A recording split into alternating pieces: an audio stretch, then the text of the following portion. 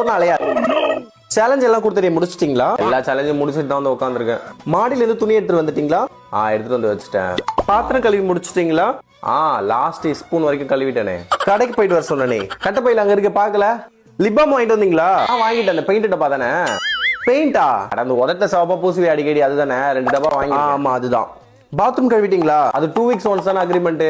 Next week கழுவிடுறேன். சரி okay, பழச்சு போ.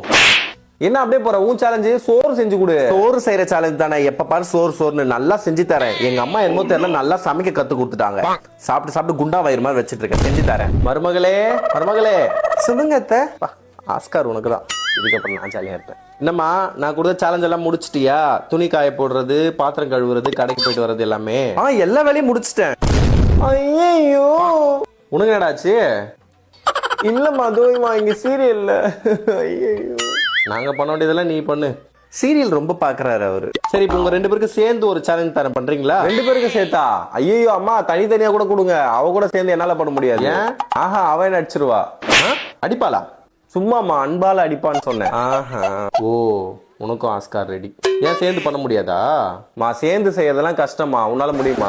ஆமா கொஞ்சம் கஷ்டம் தான்ப்பா. ஏன் அவங்க எல்லாம் ஜோடி ஜோடியா சேர்ந்து ஒத்துமையா பண்றாங்களே, உங்களால பண்ண முடியாதா? ஜோடியா சேர்ந்து சேலஞ்ச் பண்றாங்களா? எங்க? நம்ம ஜீ தமிழ்ல.